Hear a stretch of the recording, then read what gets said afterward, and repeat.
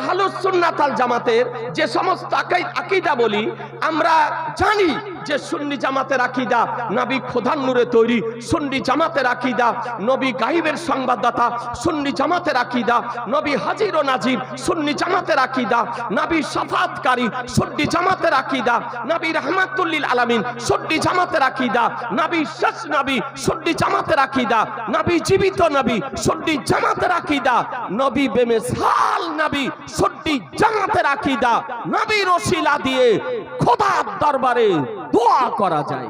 সুবহানাল্লাহ সুবহানাল্লাহ। সুন্নি জামাতের আকীদা, মৌলিক আকীদা সমূহ, এই সমস্ত আকীদা বলির উপরে আপনাদের আমাদেরকে পাহাড়ের মতন স্থির থাকতে হবে। বলুন ইনশাআল্লাহ। জোরে বলুন না ইনশাআল্লাহ।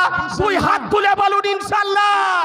আজি জানে মোহতারাম, আপনাদেরকে বলতে চাই আলহামদুলিল্লাহ, আমাদের আমল সমূহের মধ্যে আমার বন্ধুবার বলতেছিলেন যে আমরা দোয়া করি। জি, তো জানাজার পর দোয়া করলে আপত্তি, নামাজের পর দোয়া করলে আপত্তি, আজানের পর দোয়া করলে আপত্তি, জালসাতে দোয়া করলে আপত্তি, মিলাদে দোয়া করলে আপত্তি, মৃত ব্যক্তির জন্য দোয়া করলে আপত্তি, না কি বলছেন? বলে মার গায়ে মারদুদ না ফাতেহা না দারুদ। মারদুদ মরে গিয়েছে, ওর ফাতেহাও লাগে না আর দরুদও লাগে না। ব্রাদারান ইসলাম, আপনাদেরকে বলি যে দোয়া করা যাবে, যেমন জানাজা পড়লেন, দুই একটা আপনাকে আহলুস সুন্নাত ওয়াল জামাতের কর্ম সমূহের মধ্যে একটি কর্ম যে আমরা জানাজার নামাজের পরে দোয়া করি। করেন না? কথা বলছেন না কেন? করেন না?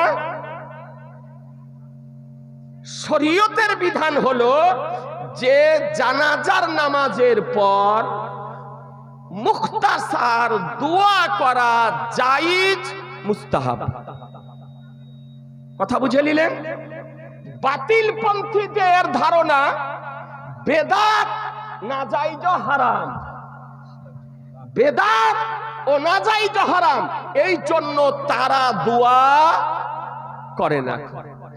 তো আজ মসজিদের জালসা আপনাকে দু চারটি আপনার বিষয়টি দেখায় যে দোয়া করাটা হাদিস শরীফে আছে না নাই। দেখাবো? কথা বলছেন না। কোন হাদিসে আছে দেখাবো? কেউ যদি বলে বেদাত নাজায়েজ হারাম, তোকে ভদ্রভাবে গ্রামে আটক করে সংবাদটা দিয়ে, জি, যে কোন কিতাবে আছে বেদাত নাজায়েজ হারাম একটু দেখিয়ে দাও। ওর নানি মরে যাবে, আপনার দেখাতে পারবে না। এখন আপনাকে এটাকে গ্যারান্টি বলে দিলাম যে ওর নানি মরে যাবে, কিন্তু তার পক্ষে দেখানো আপনার সম্ভব হবে না।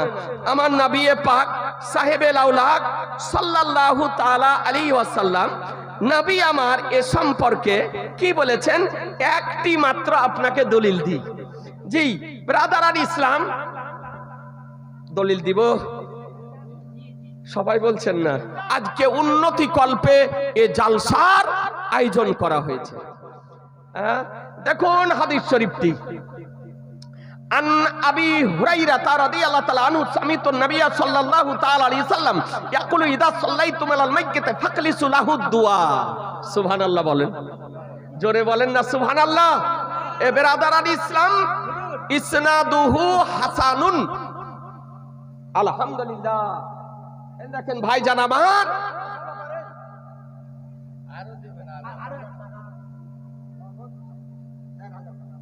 সুবহানাল্লাহ, ভাইজান আমার বলছেন 1000 টাকা নগদ আর 4000 টাকা বাকি। নারায়ে তাকবীর, নারায়ে রিসালাত, মশলাকে আলা হযরত, 5000 টাকার দাতা জিন্দাবাদ, 1000 টাকার দাতাগণ জিন্দাবাদ। আল্লাহ যেন কবুল করে দেন, রুজি রোজগার আল্লাহ যেন বরকত দান করেন। তো হাদিসটির মান কি? ইসনাদুহু হাসানুন, এই হাদিসটি হাসান পর্যায়ের হাদিস। ব্রাদারান ইসলাম, জয়ীব বলার কোনো অবকাশ নেই, জাল বলার কোনো অবকাশ নেই। হাদিসটির মান হলো হাসান। হাদিসটি কোন কিতাবে আছে?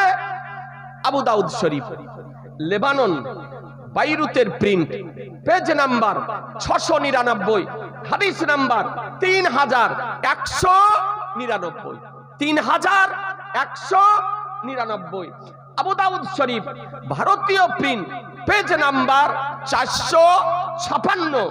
এই হাদিসটি আছে ইবনে মাজাহ, লেবানন, বাইরুতের প্রিন্ট, পেজ নাম্বার 294, হাদিস নাম্বার 1497। ইসনাদুহু হাসানুন, হাদিসটির সনদ হলো হাসান। ইবনে মাজাহ শরীফ, ভারতীয় প্রিন্ট, পেজ নাম্বার 109, মিশকাত শরীফ, ভারতীয় প্রিন্ট, 146 পৃষ্ঠা। এতগুলি হাদিসের মধ্যে হাদিসটি বর্ণিত হয়েছে। আজিজানে মুহতারাম, হাদিসটির বাংলা অনুবাদ শোনেন। আবু হুরায়রা রাদিয়াল্লাহু তাআলা আনহু বর্ণিত, তিনি বলেন যে আমি নবী সাল্লাল্লাহু তাআলা আলাইহি সাল্লামকে বলতে শুনেছি যে তোমরা যখন মাইয়াতের জানাজার নামাজ পড়ে নেবে তো তার জন্য নিষ্ঠার সঙ্গে দোয়া করো। সুবহানাল্লাহ বলেন না? জোরে বলেন। আল্লাহর নবী বলছেন যখন মাইয়াতের জানাজার নামাজ পড়ে নিবে, পড়ে নেওয়ার পরেই নিষ্ঠার সঙ্গে মনোযোগ সহকারে একাগ্র চিত্তে মাইয়াতের জন্য দোয়া করো। বুঝা গেল জানাজার নামাজের পর মৃত ব্যক্তির জন্য দোয়া করা জায়েজ, মুস্তাহাব ও মুস্তাহাসান। হাদিস শরীফ হতে প্রমাণিত মুসলমান। আমার সরকারে আলা হযরত ইমাম ইশক মোহাম্মদ ইমাম আহমদ রাজা আলাইহি রহমারি দোয়ানের এনসাইক্লোপিডিয়া গ্রন্থ আলা তাইয়া নববিজ্ঞা ফি ফাতা রাজাবিজ্ঞা 12 খণ্ডে বিভক্ত, 4/4 খণ্ডে তিনি বলেন জানাজার নামাজের পর দোয়া করা ফাওরান, দোয়া করা জায়েজ, মুস্তাহাব, মুস্তাহাসান। তবে লাইনগুলিকে ভেঙে দেওয়ার পর দোয়া করবেন। সংক্ষিপ্ত, খুব লম্বা নয়, মুখতাসার, সংক্ষিপ্ত আকারে মাইয়াতের জন্য দোয়া করবেন। এটাই হলো শরীয়তের চূড়ান্ত ফয়সালা। মুসলমান কথা বুঝে নিলেন? এ সম্পর্কে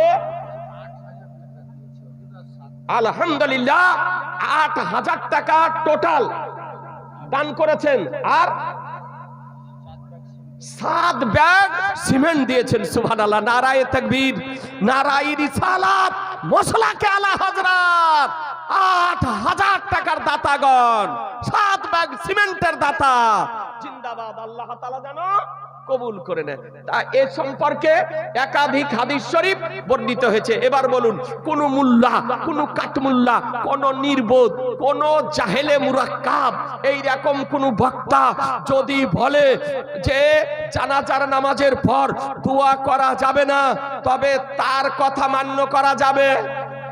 জোরে বলতে হবে যে জি না, তার কথা মান্য করা যাবে না, তার বক্তব্য শোনা যাবে জি না। এ বেরাদার আল ইসলাম, সে ইসলামের পক্ষের ব্যক্তি হবে না, জেনে নিতে হবে যে সে ইসলামের বিপক্ষের ব্যক্তি। এই সম্পর্কে একাধিক হাদিস শরীফ বর্ণিত হয়েছে। মুসলমান, একাধিক হাদিস শরীফ। আপনি বুঝে নিলেন আমরা দোয়া করি। আচ্ছা, আপনাকে আরেকটা হাদিস আপনারা দেখায়। আচ্ছা, আপনারা মৃত ব্যক্তিকে মাটি দেওয়ার পর দোয়া করেন? জি, আমার সঙ্গে একটু কথা বলেন। মৃত ব্যক্তিকে দাফন করার পর কথা দোয়া করেন?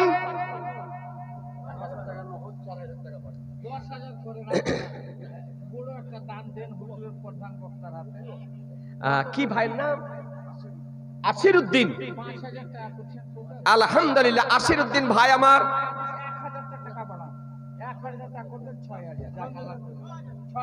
6,000। আলহামদুলিল্লাহ, আসিরউদ্দিন ভাইজান আমার দেখেন 6,000 টাকা দান করেছেন। 1,000 টাকা নগদ আর 5,000 টাকা বাকি। আল্লাহ তাআলা যেন তার রুজি রোজগারে খেতে খামারে আল্লাহ তাআলা ব্যবসা বাণিজ্য যেন সব কিছুতে ঘর ও বাড়ি বরকত দান করেন। নারায়ে তাকবীর, নারায়ে রিসালাত, মসলাকে আলা হযরত ৬০০০ টাকার দাতা জিন্দাবাদ, সুবহানাল্লাহ। আল্লাহ যেন কবুল করে নেয়। বলতেছিলাম মাটি দেওয়ার পর দোয়া করেন না? করেন? এরা মাটি দেওয়ার পরও দোয়া করে না গো? জি, এই যে পাফারুয়া একবারে ১-১.৫ হাত পাকে আপনার ফাঁক করে দাঁড়াচ্ছে, মনে হচ্ছে বাপের জমি ঘেরতে গিয়েছে, মনে হচ্ছে পৈতৃক সম্পত্তি ঘেরতে গিয়েছে। আপনার যদি এলাহাবাদের জুমা মসজিদে যদি ৩০ জন প্রথম লাইনে যদি মুসল্লি ধরে আর ওরা যদি ঢুকে যায় তো ১০ জনই শেষ, না কি বলছেন? হ্যাঁ, ওদের মরগায়ে মারদুদ, না ফাতিহা না দরুদ, ওদের দরুদও করে না, ফাতিহাও করে না, দোয়াও করে না। তো মাটি দেওয়ার পর আমাদেরও অনেক মানুষের দেখছি অভ্যাস হয়ে গিয়েছে মাটি দিয়ে দোয়া না করে আপনার বাড়ি চলে আসে। তো মাটি দেওয়ার পর দোয়া করা যাবে না, যাবে না, এ সম্পর্কে একটা আপনাকে হাদিস শরীফ ছড়িয়ে দিই। আজিজানে মোহতারাম, আমার নবী পাক সাহেবে লাউলাক সাল্লাল্লাহু তাআলা আলাইহি সাল্লাম কি বলেন? আন উসমান ইবনে আফফান রাদিয়াল্লাহু তাআলা আনহু قال كان النبي صلى الله تعالى عليه وسلم اذا فرغ من دفن الميت اقف عليه قال استغفروا لاخيكم اسال له بالتثبيت فانه الان يسأل। সুবহানাল্লাহ বলেন, জোরে বলেন না সুবহানাল্লাহ। এ বেরাদারান ইসলাম, হাদিসটির মান ইসনাদুহু হাসানুন, হাদিসটির মান হলো হাসান, অর্থাৎ হাসান পর্যায়ের হাদিস। এ বেরাদারান ইসলাম, আমরা আমল করতেছি, বেদাত বলে চালিয়ে দিতেছে, নাজায়েজ বলে চালিয়ে দিতেছে, হারাম বলে চালিয়ে দিতেছে, জাল হাদিস বলে চালিয়ে দিতেছে।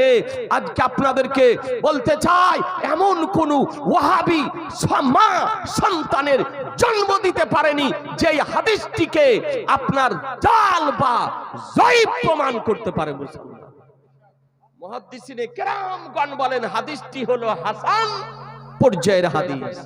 কোন কিতাবে আছে শুনুন, আবু দাউদ শরীফ, লেবানন, বাইরুতের প্রিন্ট, পেজ নাম্বার ৭০২, হাদিস নাম্বার ৩২২১, ৩২২১। আবু দাউদ শরীফ, ভারতীয় প্রিন্ট, দ্বিতীয় খণ্ড, ৪৫৯ পৃষ্ঠা। বাইহাকি শরীফ, চতুর্থ খণ্ড, ৫৬ পৃষ্ঠা। আর জামিউস সাগীর লিসসুয়ুতি, দ্বিতীয় খণ্ড, ৪১৯ পৃষ্ঠায় হাদিস শরীফ বর্ণিত হয়েছে। এই হাদিস আরো মুহাদ্দিসিনে কেরামগণ হাদিসটি নিজ নিজ গ্রন্থে আনয়ন করেছেন। হাদিসের বাংলা অনুবাদটা আপনি শোনেন। উসমান ইবনে আফফান রাদিয়াল্লাহু তাআলা আনহু হতে বর্ণিত, তিনি বলেন যে নবী সাল্লাল্লাহু তাআলা আলাইহি সাল্লাম তিনি মাইয়াতকে দাফন করা হতে ফারিগ হওয়ার পর কবরের পার্শ্বে দাঁড়াতেন। ওয়াকাফা আলাইহি, কবরের পার্শ্বে নবী আমার দাঁড়াতেন আর বলেন, দাঁড়ালেন এবং বলেন ইস্তাগফিরু লিআখিকুম, তোমাদের ভাইয়ের জন্য ক্ষমা প্রার্থনা করো, তোমাদের ভাইয়ের জন্য ক্ষমা প্রার্থনা করো। ওয়াসআলু লাহু বিত্তাসবিত, এবং আল্লাহর কাছে দোয়া করো আল্লাহ যেন তাকে সাবেতে কদম যেন রাখে, স্থির যেন রাখে। কারণ এখনই কেননা এখনই তাকে প্রশ্ন করা হবে। মুনকার ও নাকির আসার পর তাকে সওয়াল ও জবাব করবে, প্রশ্ন করবে, যে যেন সাবেতে কদম থাকতে পারে, স্থির থাকতে পারে। তার জন্য মহান আল্লাহর দরবারে দোয়া করো মুসলমান। তাহলে মৃত ব্যক্তির জন্য ক্ষমা প্রার্থনা করতে কে বলেছেন? আমার রাসূলুল্লাহ। দোয়া করতে কে বলেছেন? আমার রাসূলুল্লাহ। তাহলে বোঝা গেল মৃত ব্যক্তিকে দাফন করার পর, মাটি দেওয়ার পর দোয়া করা জায়েজ, জায়েজ, জায়েজ। আজ পর্যন্ত কোন ভ্রান্ত মতবাদ পোষণকারীগণ হারাম তো দূরের কথা, নাজায়েজ প্রমাণ করতে পারেনি। কিয়ামতের সকাল পর্যন্ত নাজায়েজ প্রমাণ করতে পারবে না। রাদারান ইসলাম, আহলুস সুন্নাত ওয়াল জামাতের আমল সমূহের মধ্যে একটি আমল, যেগুলি নিয়ে আজকে বর্তমান সময় ওহাবি ভ্রান্ত মত পোষণকারীগণ দ্বিমত সৃষ্টি করতেছে। কথা বুঝে নিলেন? এই মৃত ব্যক্তিকে আপনার আমরা মাটি দিই তো কি বলে দিই? কে বলছে গো ওইদিকে? মিনহা, আমার দিকে তাকান না। যখন মাটি দেন তো কি বলেন? মিনহা খালাকনাকুম। তারপরে কি বলেন? মিনহা ও মিনহা নুখরিজুকুম তারাতান। মিনহা খালাকনাকুম ওয়া ফিহা নুইদুকুম ও মিনহা নুখরিজুকুম তারাতান উখরা।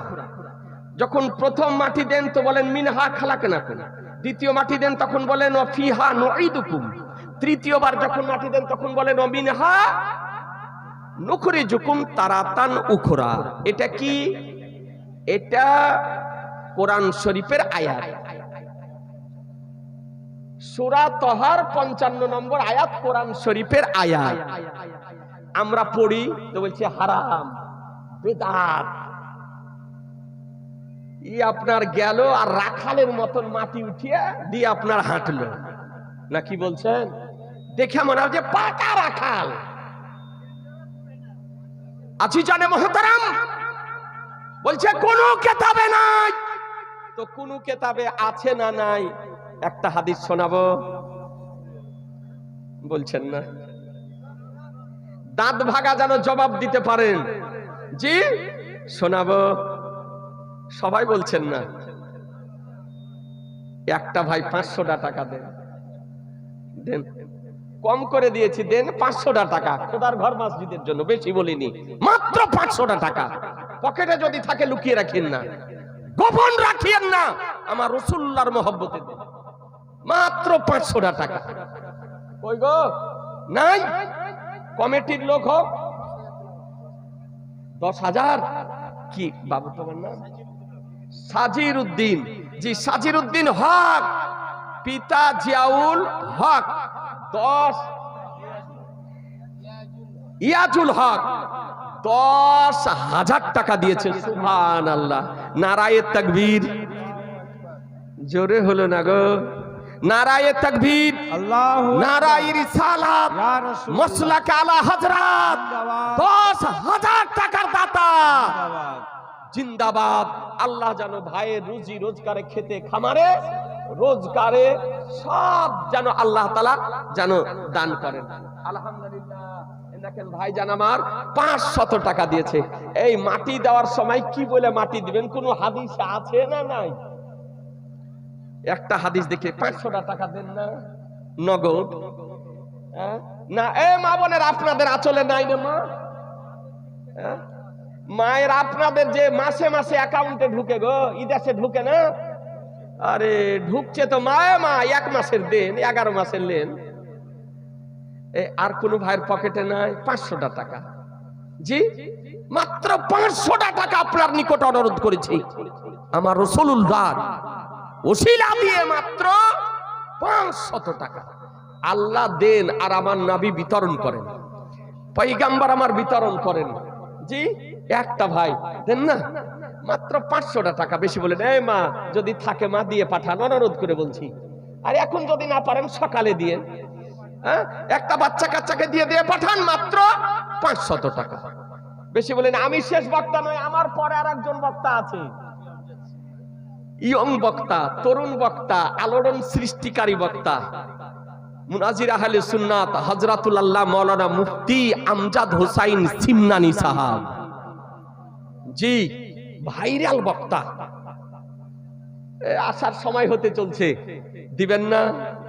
আর একটা ভাই 500 টাকা একজন যদি হয় চট করে দিয়ে দেন, আল্লাহ আপনাদের রুজি রোজগার বরকত দিবে। হাদিসটি আপনি শুনলেন।